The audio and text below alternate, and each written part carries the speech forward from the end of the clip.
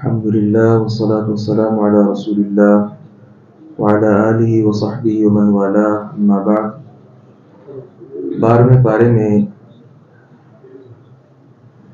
سورہ ہود کا تذکرہ ہے۔ اس سے قبل سورہ یونس، اس کے متعلق چند باتیں ہم جان چکے ہیں۔ جو لوگ وحی میں شک کرتے ہیں ان کا تذکرہ اللہ رب العزت نے اس میں کیا تھا۔ سورہ ہود کا نام اللہ رب العزت نے سیدنا ہود علیہ السلام، جو کہ اللہ کے نبی تھے، پیغمبر تھے، ان کے نام پر رکھا ہے۔ یہ مکی صورت ہے۔ رسول اللہ صلی اللہ علیہ وسلم مکہ میں ہی تھے، لیکن آخری دور تھا، اس وقت یہ نازل ہوئی۔ اس میں عقیدہ آخرت، اس کی وضاحت موجود ہے، کیونکہ یہ لوگ سمجھتے تھے مرنے کے بعد انسان دوبارہ زندہ نہیں ہو سکتا۔ اس سورہ مبارکہ میں عذاب اور اس طرح کی جو آیات ہیں وہ بہت زیادہ ہیں۔ توجہ کے ساتھ پڑھنے والا اس سورہ مبارکہ کو وہ اللہ تبارک و تعالیٰ کے عذاب اور اس کا خوف اپنے دل میں بٹھاتا ہے۔ یہی وجہ ہے اس سورہ مبارکہ کی تاثیر اتنی زیادہ تھی۔ نبی مکرم صلی اللہ علیہ وسلم کو ایک بار ابو بکر صدیق رضی اللہ عنہ کہنے لگے، شبت یا رسول اللہ، اے اللہ کے رسول آپ بوڑھے ہو چکے ہیں، ہمیں بوڑھا کرتی ہیں کئی ٹینشنیں، بچوں کی پریشانیاں، مال و دولت کا نہ ہونا۔ پیغمبر علیہ السلام نے فرمایا، ہاں شیرتنی ہود والواقعہ والمرسلات وعما یتساءلون واذا الشمس کورت، مجھے سورہ ہود، سورہ واقعہ، سورہ مرسلات، سورہ اما یتساءلون اور سورہ اذا الشمس کورت، ان صورتوں نے بوڑھا کر دیا۔ اب ان کے اندر کیا ہے کہ رسول اللہ صلی اللہ علیہ وسلم جو اللہ کے نبی تھے، ان پر بڑھاپے کے آثار نظر آنا شروع ہو گئے۔ ان صورتوں میں آخرت کا تذکرہ ہے، اور یہ بار بار ان صورتوں کو سمجھ کر ہمیں پڑھنا چاہیے، تاکہ آخرت کی جو یاد ہے اور اللہ تبارک و تعالیٰ سے ملاقات کے جو تذکرے ہیں وہ انسان کے سامنے ہر وقت نمایاں رہے، اور انسان دنیا اور دنیا کی رنگینی میں جو پڑا ہوا ہے اس سے آزاد ہو کر اپنے خالق حقیقی کو صحیح معنوں میں پہچان لے۔ اس کے آغاز میں ہی اللہ رب العزت نے اپنا تعارف کروایا، وَمَا مِن دَابَّةٍ فِي الْأَرْضِ إِلَّا عَلَى اللَّهِ رِزْقُهَا، جتنے بھی چلنے والے ہیں جاندار، وہ کسی طرح کے بھی ہوں، ان کی روزی روٹی سب کچھ اللہ تبارک و تعالیٰ پر ہے۔ تو جب سب کچھ اللہ تبارک و تعالیٰ ہی دیکھ رہا ہے تو پھر اللہ تعالیٰ ہی اس بات کا حقدار ہے کہ اسی کو مانا جائے، جس کی نعمتوں کے مزے اڑائے جا رہے ہیں، خالصتاً عبادت اسی کی جائے۔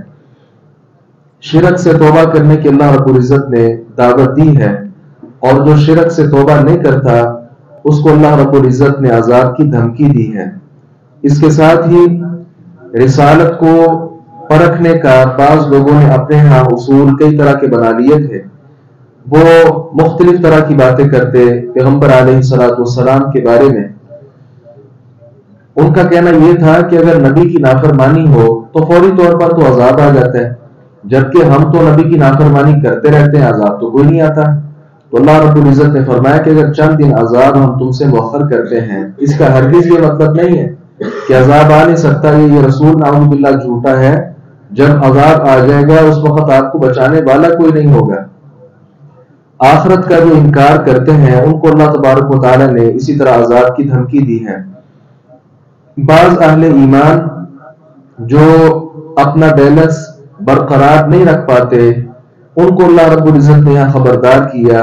اللہ تعالیٰ کی طرف سے رحمت پہنچتی ہے، فوری طور پر بڑا ناشکرا کہ یہ سارا کچھ تو میں نے کیا، میری محنت کے ساتھ ہی گھر تعمیر ہوا تھا، اس طرح کی باتیں کرنا شروع کر دیتا ہے، اور جیسے ہی یہ ساری نعمتیں اللہ تبارک و تعالیٰ چھین لیتا ہے، کم کر لیتا ہے، فوری طور پر جزا فضا کرنا شروع ہو جاتا ہے، اترانے پر آ جاتا ہے۔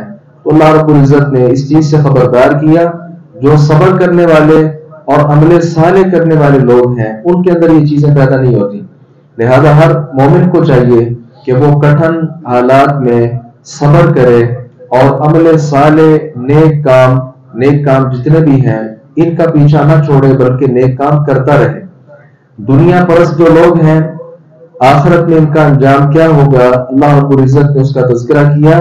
دنیا میں تو ان کے پاس بڑا کچھ ہے، دنیا کی زینت ہے، دنیا کی زندگی ہے اور اس کے ساتھ بے شمار چیزیں ہیں، لیکن آخرت میں اللہ رب العزت نے فرمایا ان کے لیے صرف آگ باقی رہ جائے گی۔ اس لیے اہل اسلام کو چاہیے کبھی بھی کافروں کی طرف دیکھ کر مرعوب نہ ہو کہ ان کو بہت کچھ ملا ہمیں نہیں ملا، کیونکہ یہ دنیا اللہ رب العزت نے بنائی ہی ان کے لیے۔ اسی کے ساتھ اللہ رب العزت نے جن قوموں پر عذاب بھیجا ان کا تذکرہ یہاں کیا تاکہ مشرکین مکہ سمجھ جائیں ہم سے پہلے بھی بڑی بڑی طاقتور قومیں یہاں آباد تھیں، جب انہوں نے انبیاء کرام علیہ السلام کو جھٹلایا، ان کا قتل کیا، اللہ کی تکذیب کی، تو ان پر پھر کیا کیا عذاب آئے۔ سب سے پہلے نوح علیہ السلام کا تذکرہ ہے۔ نوح علیہ السلام نے 950 سال اپنی قوم کو اللہ تبارک و تعالیٰ کی دعوت توحید پیش کی اور ان کو کہا کہ میں تم پر ایک بہت بڑے عذاب سے ڈرتا ہوں اگر تم نے میری دعوت کو ٹھکرا دیا۔ ان لوگوں نے غور و فکر کرنے کی بجائے کیا کہا، یا نوح قد جادلتنا فاکثرت جدالنا، آپ نے ہمارے ساتھ جھگڑا کیا اور بڑا زیادہ ہی کر دیا، تو جو آپ عذاب کا بار بار کہتے ہیں وہ عذاب لے ہی آئے۔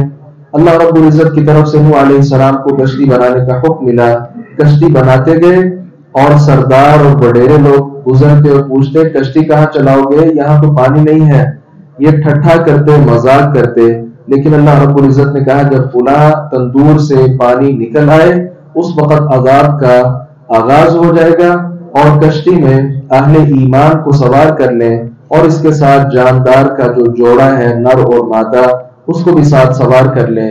نوح علیہ السلام نے اللہ رب العزت کے حکم کے مطابق کشتی کو تیار کیا، بڑے بڑے تختوں کے ساتھ اس کو تیار کیا گیا، پھٹوں کے ساتھ تیار کیا گیا اور اس میں میخیں کیل جو ہیں وہ نصب کیے گئے تاکہ بہترین انداز سے یہ کشتی بن جائے۔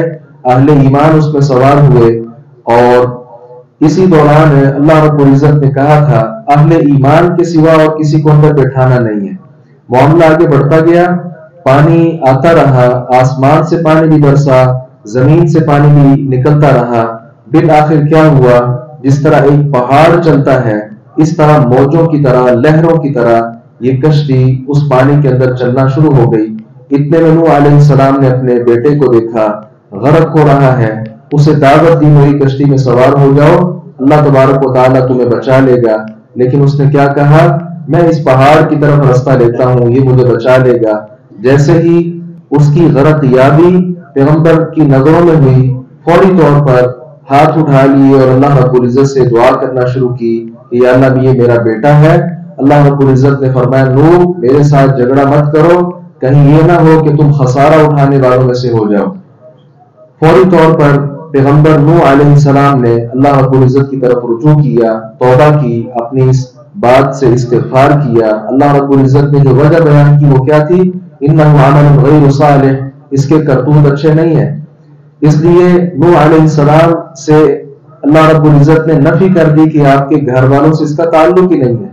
گویا وہ لوگ جو کسی نبی کے پیروکار نہیں ہیں اس کا اس نبی کے ساتھ کوئی لینا دینا نہیں ہے، خواہ وہ صبح سے شام تک اس نبی کا تذکرہ کرتے رہیں، کچھ بھی کریں، لیکن نبی کی شریعت پر وہ عمل پیرا نہیں ہے۔ نبی کے ساتھ ان لوگوں کا کسی طرح کا کوئی تعلق نہیں ہے۔ جیسے ہی عذاب کا اختتام ہوا، اللہ رب العزت نے آسمان کو بھی حکم دیا، وہ تھم گیا، زمین سے بھی پانی ابلنا ختم ہو گیا اور اللہ رب العزت نے اس کشتی کو بعد والوں کے لیے ایک نشانی بنا کر رکھ دیا۔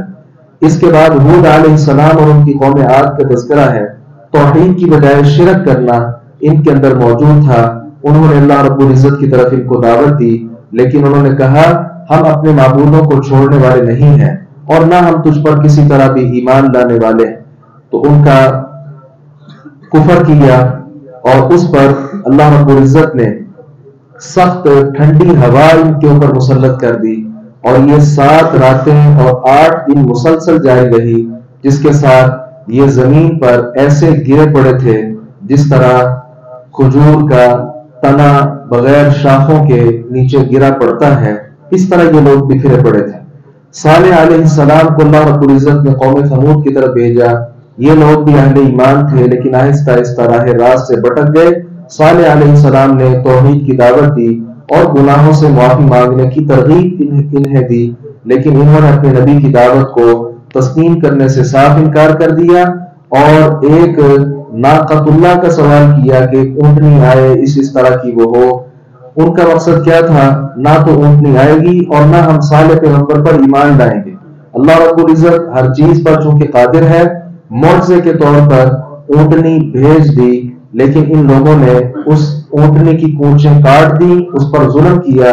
اللہ رب العزت نے فرمایا کہ 3 دن پھر اپنے گھروں کے اندر رہو اور اللہ رب العزت کے عذاب کا انتظار کرو۔ ان پر اللہ تبارک و تعالی نے سخت عذاب بھیجا اور وہ عذاب ایک چیخ کی صورت میں تھا۔ چیخ اتنی زیادہ اس کی آواز تھی جس کے ساتھ بالکل اندر سے یہ ختم ہو گئے، اور ایسے تھا جیسے اس بستی میں کوئی رہنے والا کبھی تھا ہی نہیں۔ لوط علیہ السلام یہ ابراہیم علیہ السلام کے بھتیجے ہیں۔ اللہ رب العزت نے انہیں بھی ایک قوم کی طرف بھیجا جس میں اخلاقی برائیاں بہت عام ہو چکی تھیں۔ مردوں کے ساتھ جنسی خواہش کا پورا کرنا یہ ان لوگوں کا وتیرہ بن چکا تھا۔ یہ چونکہ فطرت کو انہوں نے چیلنج کیا، فطرت کے خلاف ان کا عمل تھا، اللہ رب العزت نے ان پر بھی عذاب کا کوڑا برسایا۔ ہمارے یہاں بھی دیکھیں، بلکہ امریکہ نے اس چیز کو قانونی تحفظ فراہم کر رکھا ہے اور رفتہ رفتہ یہ چیز مسلم ممالک میں بھی آ رہی ہے۔ مرد مرد سے شادی کر سکتا ہے، عورت عورت سے شادی رچا سکتی ہے۔ یہ ٹرانسجینڈر جو ایکٹ پاس ہوا تھا ہمارے ہاں یہ پچھلے سال، تو آپ دیکھیں ایک مسلم ملک ہے، اسلام کے نام پر حاصل کیا گیا، لیکن کتنی دکھ اور افسوس کے ساتھ کہنا پڑتا ہے کہ اس جیسے گھنونے جرم کو ایک قانون کی شکل بالآخر دے دی گئی۔ وہ تو مسلمانوں کا خون کھولا اور بہت احتجاج مظاہرے کرنے کے بعد اس قانون کو ختم کیا گیا، ہٹایا گیا، لیکن جرت دیکھیں کہ اللہ رب العزت کے عذاب کو دعوت دینے والا عمل اس کو ایک قانون کی حیثیت دے دی گئی۔ نہ جانے اہل اسلام کے دلوں میں یہ جو غیرت ہے اور حمیت ہے اس کو کب ختم کر کے دوبارہ اس جیسے قانون بنا کر اللہ تبارک و تعالیٰ کے عذاب کو دعوت دے دی جائے۔ اس کے بعد شعیب علیہ السلام کا تذکرہ ہے۔ ان کے جو قوم ہے وہ مالدار اور بہت زیادہ تاجر لوگ تھے۔ مال تول میں کمی کرنا ان کا شیوا بن چکا تھا۔ جناب شعیب علیہ السلام نے بڑے احسن انداز کے ساتھ انہیں دعوت دی۔ انہوں نے آگے سے کیا کہا؟ ایک تاریخی جملہ جو آج بھی لوگ دہراتے ہیں، قالوا یا شعیب اصلاتک تأمرک ان نترک ما یعبد آباؤنا، تیری نماز ہمیں اس چیز سے روکتی ہے کہ ہم ان کو چھوڑ دیں جن کی پرستش ہمارے آبا کرتے رہے اور اپنے مالوں میں جو کچھ چاہیں وہ نہ کر سکیں۔ سادہ لفظوں میں جیسے ہمارے ہاں جواب دیا جاتا ہے، مولوی صاحب کا کیا تعلق ہے ہمارے سیاسی معاملات میں بات کرنے سے؟ مولوی صاحب کا کیا مسئلہ ہے کہ وہ ہمارے تجارت کے معاملات میں بات کرتے ہیں؟ انہیں چاہیے اپنی نماز تک محدود رہیں۔ سیم اسی طرح کا جواب شعیب علیہ السلام کو ان کی قوم نے دیا کہ مال، تجارت، یہ سارے معاملات کیا ہیں، کیسے نہیں ہیں، نفع کیسے ہوتا ہے، نقصان کیسے ہوتا ہے، شعیب کو کیا پتا؟ شعیب چپ کر کے نماز پڑھے۔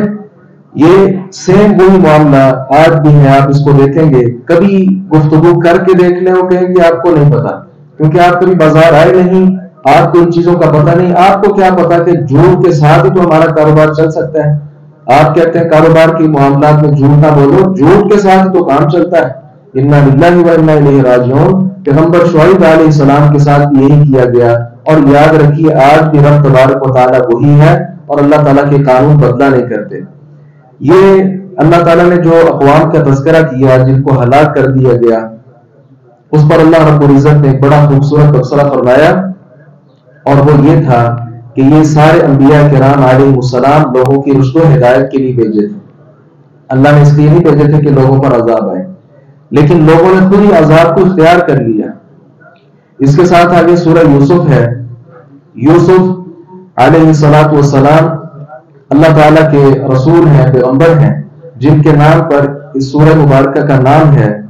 یوسف علیہ السلام، ان کا قصہ قرآن پاک نے اس کو احسن القصص قرار دیا، سب سے اچھا قصہ قرار دیا، اور بڑی تفصیل کے ساتھ یہاں بیان کیا۔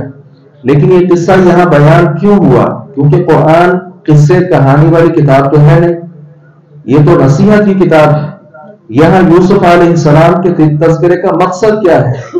مقصد یہ ہے کہ جس طرح یوسف علیہ السلام کے بھائیوں نے یوسف کو ملنے والے انعامات برداشت نہیں کیے، بلکہ اس کے ساتھ حسد والا معاملہ شروع کر دیا، سیم یہی معاملہ پیغمبر علیہ السلام کے ساتھ بھی ہوا۔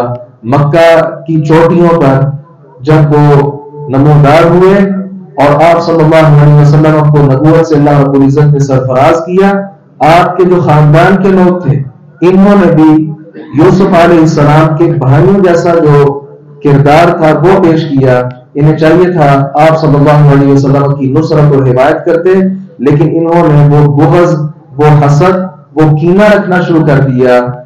محمد رسول اللہ صلی اللہ علیہ وسلم کے ساتھ جو بغض اور کینہ یوسف کے بھائیوں نے یوسف علیہ السلام کے ساتھ اختیار کیا تھا۔ اور دوسرا اس سورہ مبارکہ کے نزول کا مقصد یہ تھا رسول اللہ صلی اللہ علیہ وسلم اور صحابہ کرام کو بتانا کہ آپ حق پر ہیں، یہ جتنا بھی آپ کو کچھ کر لیں، آپ کو مکہ سے نکال دیں، جو کچھ بھی کر لیں، یوسف علیہ السلام کے ساتھ بھی سب کچھ ہوا، لیکن اللہ رب العزت نے ایک وقت آیا انہیں بہت بڑے مقام پر سرفراز کر دیا۔ تو آپ کو بھی پریشان نہیں ہونا، اللہ رب العزت نے جس منصب پر آپ کو فائز کیا ہے اس منصب سے یہ لوگ آپ کو گرا نہیں سکتے۔ پھر یہاں تفصیل کے ساتھ ان کا تذکرہ ہے۔ یوسف علیہ السلام کو خواب آیا تھا، 11 ستارے، سورج اور چاند مجھے سجدہ کر رہے ہیں۔ جناب یعقوب علیہ السلام اس کی تعبیر کو سمجھ گئے اور کہا اپنے بھائیوں سے اس کا تذکرہ نہ کرنا، لیکن اس کے بعد یعقوب علیہ السلام کی محبت اپنے بیٹے کے ساتھ چونکہ بڑھ گئی، دیگر بھائیوں نے اس کو محسوس کیا اور حسد کی آگ نے یہاں تک پہنچا دیا کہ بالآخر انہوں نے ایک پکنک پروگرام تشکیل دیا اور اس میں اپنے بھائی یوسف کو ساتھ لے گئے اور بالآخر وہاں ایک کنویں میں اپنے بھائی کو ڈال دیا۔ بعض لوگ یہ قصہ بیان کرتے وقت یوسف علیہ السلام کے بھائیوں پر تبرہ بھی کرتے ہیں اور کفر تک کا سرٹیفکیٹ تھما دیتے ہیں، جبکہ اس کی کوئی دلیل واضح نہیں ہے کہ یوسف علیہ السلام کے بھائی نعوذ باللہ کافر تھے۔ کفر کی کوئی دلیل نہیں۔ ایک مسلمان کے دل میں بھی بسا اوقات حسد، کینہ، اس طرح کی جو اخلاقی برائیاں ہیں وہ پیدا ہو سکتی ہیں۔ اور پھر یوسف علیہ السلام کے بھائیوں کا بالآخر یوسف علیہ السلام کے ہاتھ پر لبیک کہہ دینا اور اپنے والد کے ساتھ سجدہ ریز اس کے سامنے ہو جانا، یہ ساری باتیں کم از کم واللہ تعالی عالم ان کے اسلام پر ہی دلالت کرتی۔ اسی طرح وہاں سے بکتے بکاتے بالآخر جو عزیز مصر ہیں ان کے ہاں یہ چلے گئے اور ان کی پرورش میں چلے گئے۔ ملکہ مصر کا ان کے ساتھ جو فریفتہ ہونا اس کا تذکرہ بھی ہم جانتے ہیں۔ اصل میں صحیح مسلم کی حدیث مبارکہ ہے، نبی مکرم صلی اللہ علیہ وسلم نے فرمایا اذا ہوا قد اعطی شطر الحسن، یوسف علیہ السلام کو یوں سمجھے جیسے آدھا حسن عطا کر دیا گیا تھا۔ اتنی زیادہ خوبصورتی اللہ رب العزت نے اپنے اس پیغمبر کو عطا کر دی تھی۔ اور پھر صرف یہ ملکہ مصر کا، جس کا ہمارے یہاں شاید زلیخا یا زلیخا نام بتایا جاتا ہے، اصلا تو یہ نام بھی ثابت نہیں۔ اور یہاں بھی بعض لوگ دو طرح کی غلطیوں کا شکار ہوتے ہیں۔ ایک تو کچھ لوگ کیا کہتے ہیں کہ یہ بھی کفر پر تھی، جبکہ اس کے کفر پر ہونے کی دلیل بھی پیش نہیں کی جا سکتی۔ اور دوسری بات یہ ذکر کی جاتی ہے کہ آخر میں جنت میں بالآخر یوسف کے ساتھ اس خاتون کا نکاح ہو جائے گا، یہ بات بھی بلا دلیل ہے۔ شاید اس پر کسی نے کچھ سٹوری بنائی ہے، جس طرح انبیاء کے بعد فلمیں جاری کر دی ہیں، ایجاد کر دی ہیں۔ اصلا تو ایسی فلمیں دیکھنا ہی جائز نہیں، سختی کے ساتھ حرام ہے۔ اور اس کی وجہ یہ ہے کہ انبیاء کرام علیہ السلام کا خاکہ ہم برداشت نہیں کرتے۔ جب بھی کسی غیر ملک سے ہمارے نبی کا یا کسی صحابی کا خاکہ بنے، فوری طور پر ہمارے ملک میں مظاہرے شروع ہو جاتے ہیں۔ اور یہ کیسے ہم برداشت کر سکتے ہیں کہ اپنی موبائل کی سکرین پر اکیلا بیٹھ کر کہیں یوسف علیہ السلام نام کی جو مووی ہے وہ دیکھوں، کہیں ابراہیم کے نام کی مووی، اور اب تو مجھے پتا چلا عمر بن خطاب رضی اللہ عنہ کے نام پر بھی مووی آ گئی ہے، اور پتہ نہیں اس کے 100 سے زیادہ پارٹ ہیں۔ تو آپ اندازہ کریں کیا قرآن کریم اور احادیث مبارکہ نصیحت کے لیے، تذکیر کے لیے کیا یہ ناکافی ہیں؟ لوگ کہتے ہیں کہ میں واقعہ اس لیے وہ دیکھتا ہوں، فلم اس لیے دیکھتا ہوں تاکہ واقعہ سارا ذہن میں آ جاتا ہے۔ کیا آپ سے پہلے جتنے لوگ تھے وہ اس واقعے کو سمجھ نہیں سکے؟ اس واقعے کو سمجھنے کے لیے صرف یہ موہیاں رہ گئی، اور اس موہی میں ہی غالباً اس نے یہ کیا ہے کہ آخر میں جا کر یہ ملکہ مصر جو ہے، عزیز مصر کی بیوی، اس کی شادی یوسف کے ساتھ کروا بھی دی، چونکہ فلموں کے سین ہی ہوتے ہیں۔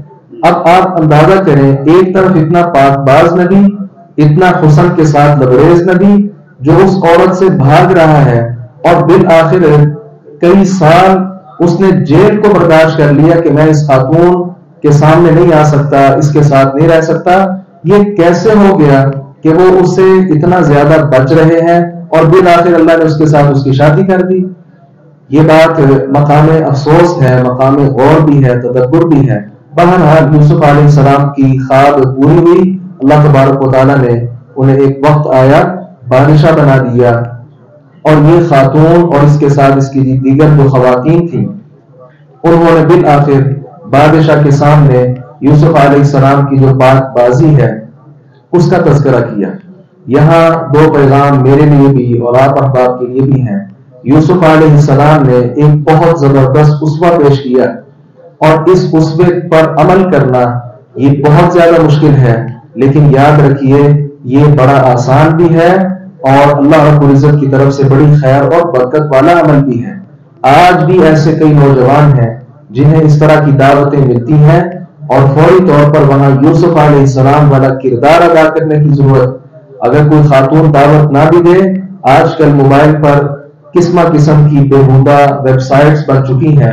رات کے وقت یہ موبائل کی سکرین، جس طرح اس خاتون نے کہا تھا ہائی تلک میرے پاس آؤ، اسی طرح یہ سکرین کی دعوت دیتی، اور امت اسلامیہ کو چاہیے اپنے نبی یوسف علیہ السلام ان کی سنت کو تازہ کریں، اور اللہ رب العزت سے یہ جو عظیم اجر ہے اس کے حقدار بنیں۔ اور دوسری بات یہ ہے کہ یوسف علیہ السلام اتنا بچے، سب کچھ انہوں نے کیا، یہ تقوی اختیار کیا تھا۔ اس تقوی کا، پرہیزگاری کا اللہ تبارک و تعالیٰ کی طرف سے بھی انعام ملا کہ نہیں ملا؟ والدین بھی ان کو سجدہ کر رہے ہیں، اور آج تک ان کی پاک بازگی کا جو تذکرہ ہے وہ جاری و ساری ہے۔ آئندہ آیات میں بھی اور آئندہ صورتوں میں بھی، بلکہ جو سورہ یوسف کا بقیہ حصہ ہے کچھ قصہ اس میں انشاءاللہ آئے گا۔ ہم یہیں پر اتفاق کرتے ہیں۔ سبحانک اللہم و بحمدک، اشہد ان لا الہ الا انت، استغفرک و اتوب الیک۔